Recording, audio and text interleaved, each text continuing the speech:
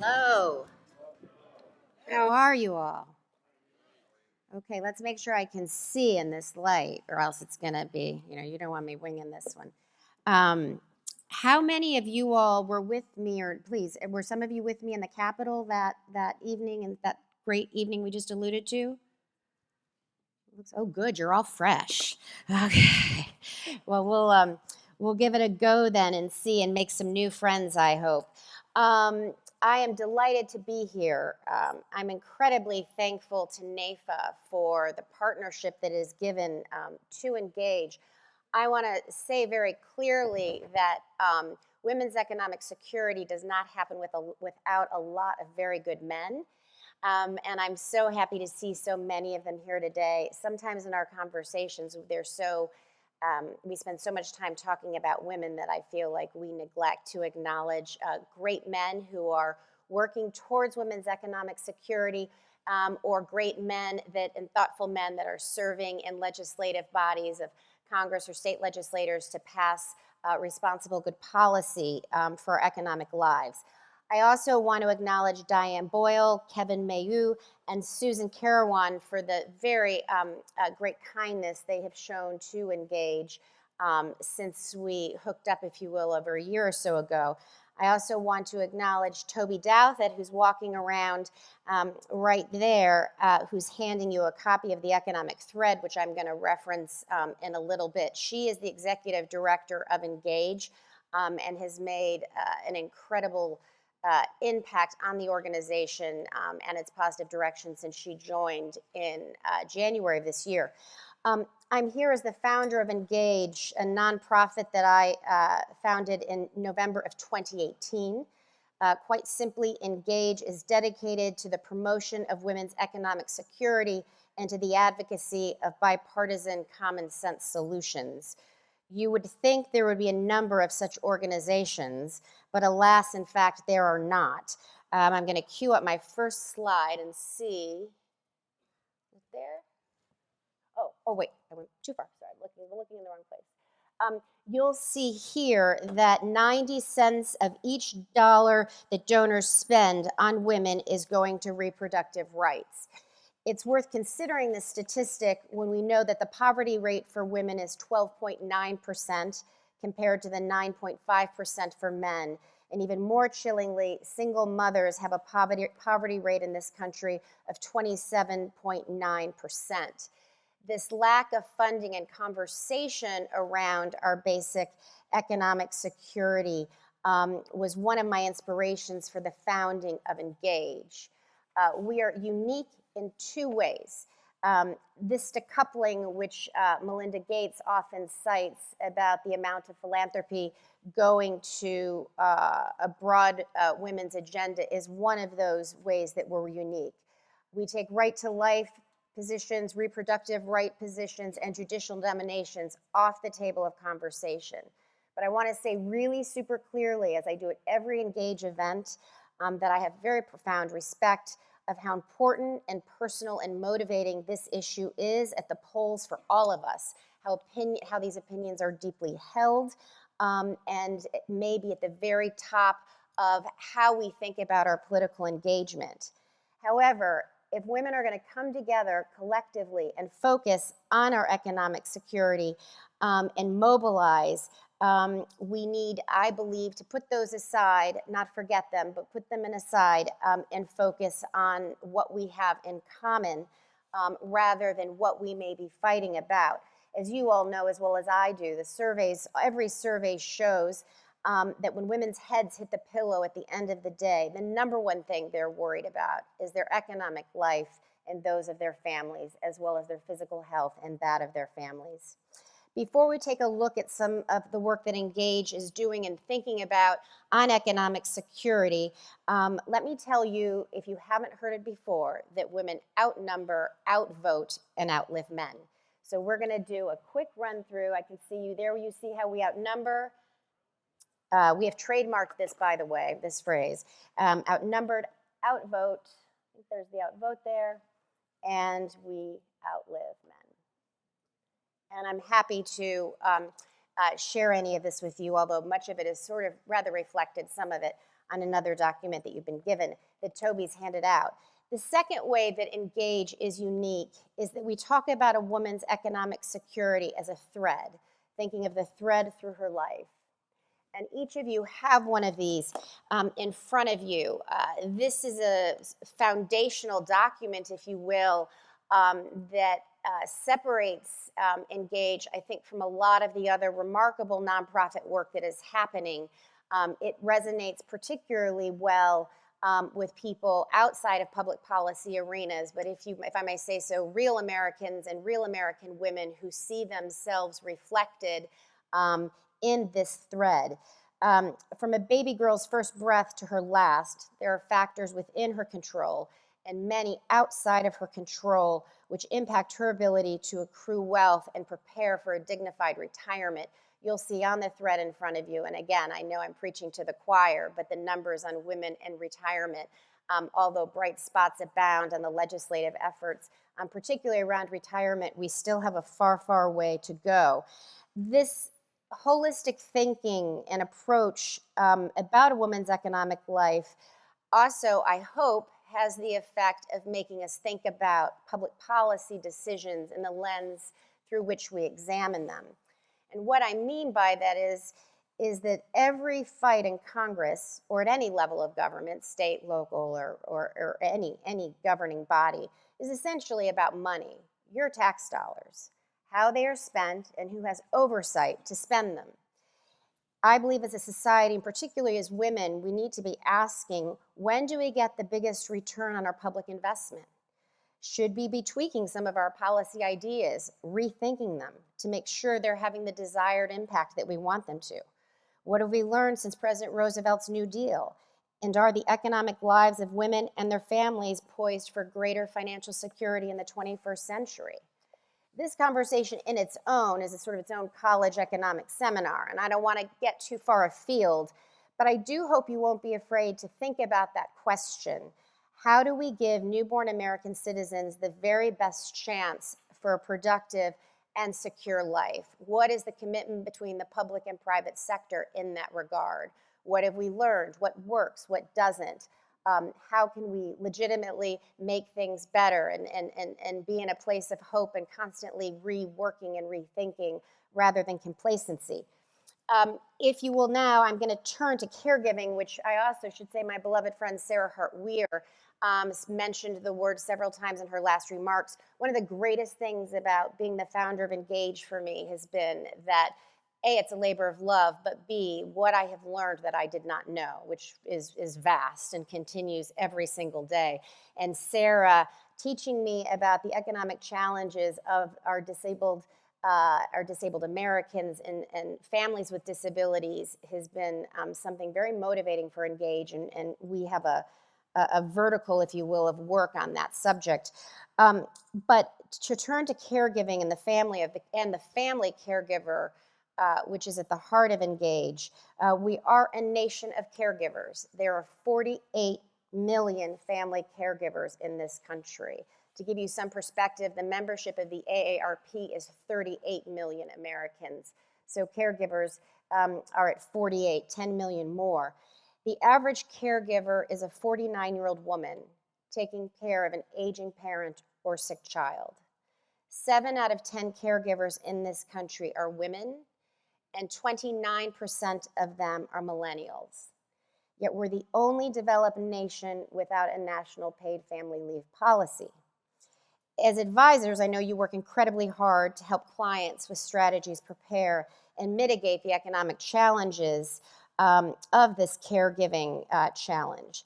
We have yet, though, however, to make it a national priority. And to deal directly with the financial and emotional toll that it is taking on particularly women in this country and our families.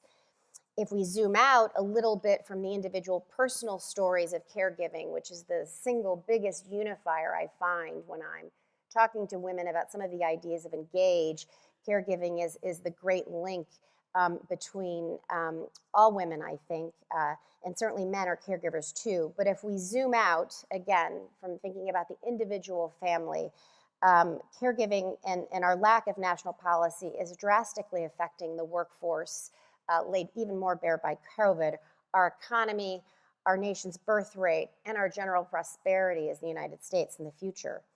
So it begs the question, why, if we know this, have we all left, if this challenge to all of us, why has this been left so unaddressed? One of the advantages I have as the founder of Engage, and also because of what I do to make my living in my real life, I have a rather frontline seat to the work of Congress and the action that happens there. Some observations about where we are in the current caregiving landscape. It's a slight oversimplification, but Democrats want another large social program. Think a Social Security type massive new entitlement program. Republicans are dead set against that, with the cost being the main reason for that. And again, as I just said, COVID has greatly exacerbated the workforce problem to such an extent that now Republicans sort of perking up their eyes and ears, if you will, a little bit, because it's hard to ignore the lack of people that are needed to run this economy of ours. That oversimplification, though, is important because it shows, as I'll reference a little bit later, why this is so hard to have a conversation with both sides. However, this year, in 2023, and Engage is squarely in the center of these conversations, two working groups have come together on Capitol Hill. One in the House led by Congresswoman Stephanie Bice and Chrissy Houlihan. Bice is from Oklahoma, Republican, and Chrissy Houlihan, a Democrat from Pennsylvania. And in the Senate, Senator Bill Cassidy from Louisiana and Kirsten Gillibrand, Senator Gillibrand from New York, have put together a working group in the House and the Senate to learn, and also to talk about what very well could be some workable solutions to address the lack of caregiving broad policy we have in the United States. The three initial, and I'm not giving anything away, but of interest, I'm sure, to you all, there are three initial points that are being discussed. The three sort of buckets that it's talked about in are parental, medical, and caregiving. Of yet to be worked out. If we get that far, will be the number of what of those three things are covered, what are the number of weeks that each of those things are covered, and at what household level of income do the benefits kick in, as they say. Another challenge about caregiving, a word that weaves through everything, is quite simply the difference between how corporate America is handling it and small business. And by that, corporate America, essentially, large corporations, have a policy. They've had a policy because they've needed to attract the best employees, because they have the size and the breadth and the legal departments and the HR departments to manage such a policy. And again, they want to recruit and keep employees. If you're a small business owner, which I am, in my work life, I don't have an HR department. I don't have a lawyer. I have 6 employees, and of the 6, 5 of them are women, and any of them could have a baby at any moment, let alone the other challenges that life throws at you. So my point is this is in many ways really about coming to terms with small businesses and the policies that will work for small businesses financially, that they will be comfortable with, considering the limitations of, again, their HR departments and general counsels or lack thereof. And many of you may be small business owners yourself. I am, so that resonates a lot with me. I'm hopeful about these working groups. It is progress, and the legislators that are sitting at the table are serious, and they come with, I believe, open minds. But I'm also concerned more broadly, which leads me to sort of the Engage proposition, if you will, more abstractly, and it leads me to you, it leads me to NAIFA, and hence Engage, and a lot of my motivation for founding it. I often say that of 535 members of Congress, most of them are very good, well-intentioned people, regardless of their political party, and I do believe that. However, their number one focus is their reelection. And if that seems overly cynical, on the one hand it is, but if you think about it in another way, which I think is incredibly important to do. It holds us responsible and also gives us tremendous power. The current political climate is, on the one hand, incredibly toxic and off-putting, but at the same time, there's also a lot of important work being done, and members of Congress get along quite well when they're behind the cameras, and they're real friendships all across the body of Congress. However, our immense untapped power to drive the legislative agenda is not a current force in our system. The truth is if enough of us tell Congress to do something, they generally do it. It goes to the top of the priorities. This is why I believe that we need a women's movement for the 21st century, which is focused on our economic security and good common sense, if you will, that our economic security is the convening factor for which women come together. It's obviously not that simple. But if it were true but it is also true that while most of us on a daily basis are trying not to keel over in our lives, a far right and a far left faction of the population has taken an outsized control of the agenda and the temperament of our lawmakers. Before I close, a word, if I could, about literacy. Make sure I don't mess up my closing slides. You all know the stats about financial literacy much better than I do. And the truth is that once again, women suffer more acutely and have a huge deficit of courage on this subject of money. This is something that I hope that NAIFA and Engage can work on together. But as I referenced earlier, the process of learning that I've gone through as I've taken a big picture dive through women's lives, their economic lives, I wanted to just share a few stats on basic literacy before we even get to financial literacy, the basic ability to read, write, and comprehend. A third of this country reads at a 6th grade level or below. It's worth thinking about for a second. There are 330 million of us, and a third of us read at a 6th grade level or below. If that's your reading comprehension level, it's going to be fairly hard to deal with some of the financial security things that you need to read and think about, let alone exist and function and pay your taxes in America. Another fact on basic literacy is that 70% of the people in prison in this country, regardless of the color of their skin, read at a 4th grade level or below. Now, what that signifies to me is that sure, while many of them, have psychologies that are perhaps unredeemable, and their criminal future was destined, if you will, far too many Americans end up in a cycle of crime and starting out that way, small, going big, just because they don't have the basic ability to function in society in a way that we demand today, especially with technology and everything happening on your phone and very little happening in a person-to-person context. Engage is in that conversation. One of the things that we did was we kicked off an adult Senate literacy caucus in the Senate, chaired by Senator Collins from Maine and Senator Reed from Rhode Island. The truth of the matter is most Americans are heartily unaware of this challenge that we're facing and how it impacts every aspect of our life, including the military. And so we have some work being done in the Senate to bring focus and awareness on that. That all seems a bit sort of dour and scary, and it is. But I want to say on a happy note, and Toby's supposed to stand there and tell me if I've gone too long, and I can't really see her, so I'm assuming you all will give me the hook as I close up. Engage's plans for 2023 are big and underway. You can find us at engagewomen.org. We love ideas. I love to talk about it.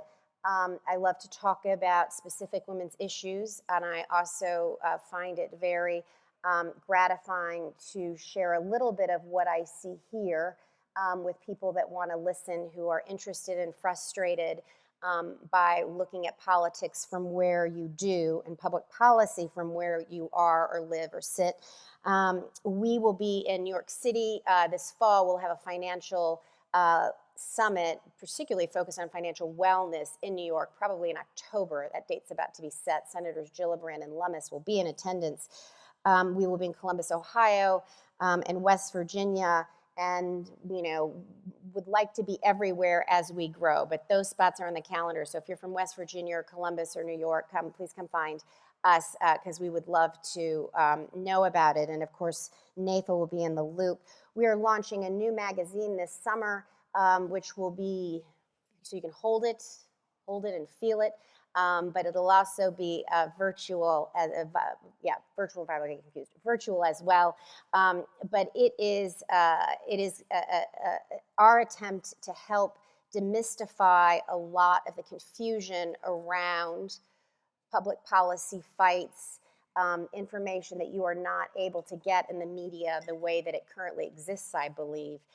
What the rub is, what the fight is about, and why it can seem so crushing from the outside. So we'll release that and then continue to grow and give you more and more content. I brought some slides these are slides of Engage. We had our summit at the end of March. A lovely woman that's with you was actually there outside. She made my day. She said it was the best thing she'd ever been to. She's either very good at flattering or she meant it. And these are some pictures of Engage in action. I was quite proud of it. Toby did a masterful job of selecting speakers. I think we have one more of those.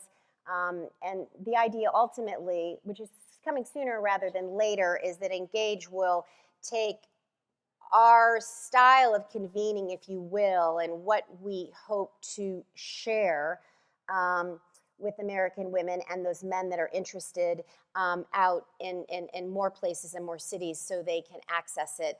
Again, access what I believe is very difficult to find in any meaningful way in today's current coverage of public policy and media.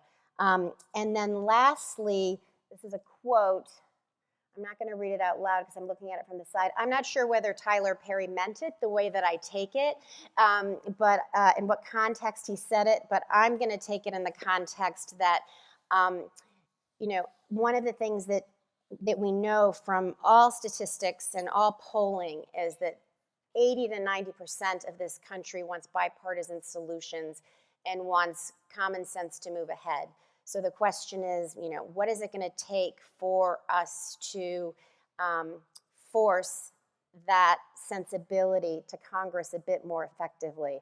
Well, one of the ways is obviously in talking to each other and coming out of our corners, but also dedicating ourselves to making our voices heard. They do listen. It's a pretty miraculous thing.